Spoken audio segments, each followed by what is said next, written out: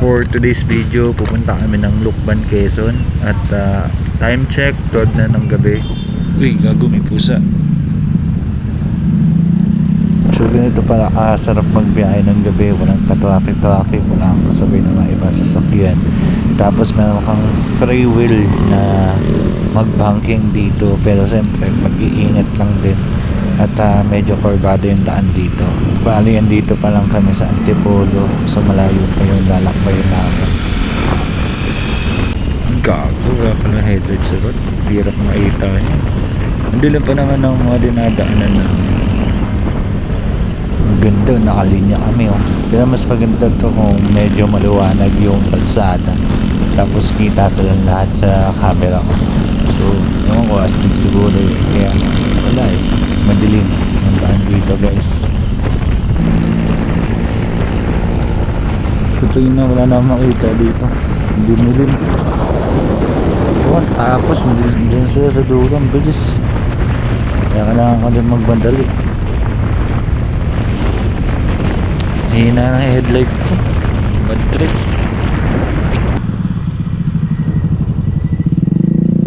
So naiwan ata yung dalawa. Hindi na ata nakasunod sa amin. Kaya antayin na lang namin muna sila dito, no. So dito tayo sa ano, hindi ko na alam kung saan to, pero grabe ang dilim. Wait lang, sa yung charger ko. Bibilis nila, hindi ko na makabutan. Pag-iiwanan na ako. Madalian mo. Kailangan natin sila makabutan.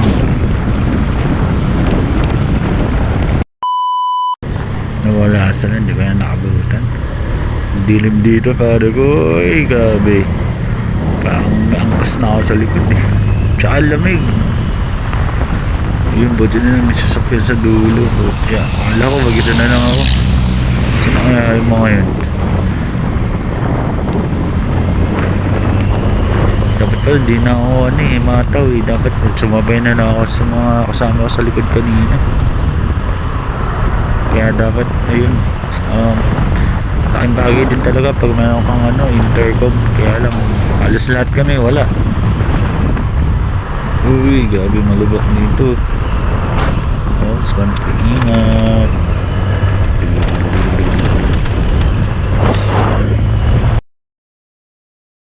Parang na wrong turn ako, pare ko. Ang dilim. Wala na akong kasama. Saan na yung mga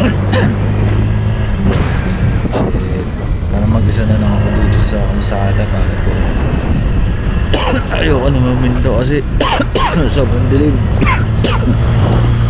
Dito na yata kami sa Lucban, Quezon guys. So hindi ko lang alam kung anong plano nila for today, pero maulan pala dito sa Lucban, Quezon. At sobrang lamig dahil anong oras na din, siguro mga nasa alas 3, alas 4 na. At yun, check natin, antayin natin kung anong update. Nagkaroon pa ng konting problema kasi yung sabi ni Renz, yung pinag-checkinan namin hindi, yung pinag-bookan namin ata ay nagtaas yung rate. Tapos dito na kami sa Lucban, late na rin sinabi sa amin.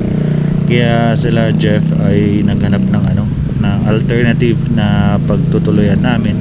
So yun yung pinag-usapan na. So kaya pupuntahan na namin ngayon. This is it, dito na kami. Mahirap lang mag-parking. So bali 2 kwarto yung narentahan namin. At tig 500 each kami lahat. So unexpected kasi wala akong dala masyadong cash.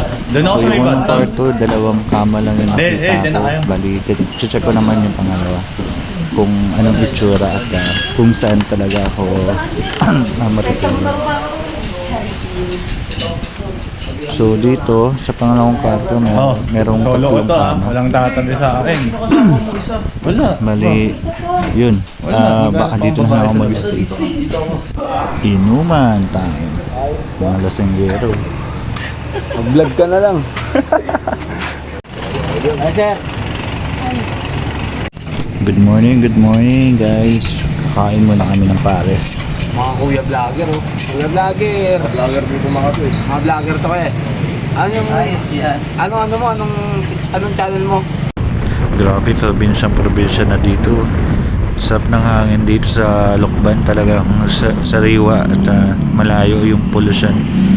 Sabi nila pupunta daw kami sa Kamay ni Jesus church ata to, di ko alam. Bali dito na nga pala kami at hagahanap lang kami ng pagpaparkingan. So nagpaiwan sila Jeff, di ko alam kung bakit or baka maliligo pa siya. Pero sabi niya pero pagkaalam ko susunod yata siya. So to, dito na kami. Papasukin na lang namin to.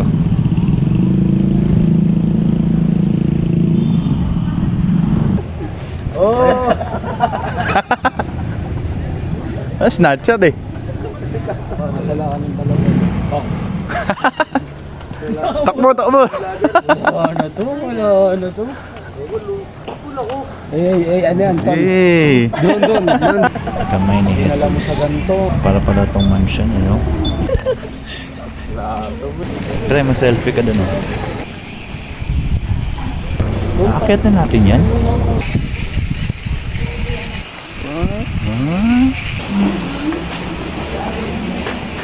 Oh, nakatulog ka kanina po ya. Nakatulog ka. Alam mo kaya ako yung dinala dito para magnilay-nilay ah. Tayin ko naman kayo dito. Masama tayo po.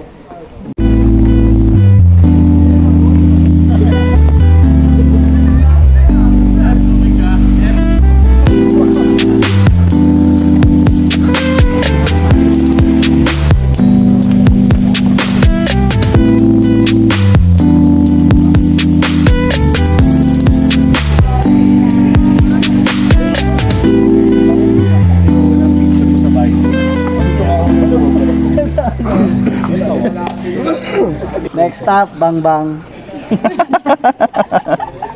Mag-ingat, taman ko.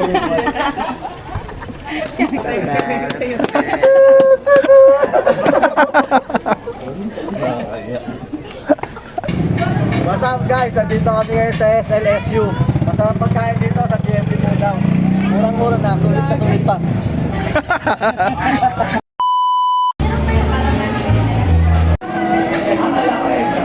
Nagtulahan yung longganisa dito. Daming tao. Salamat. Pabalik na kami ng Maynila guys. So, good luck na lang sa biyahe namin pa uwi. Siya kami ngayon guys.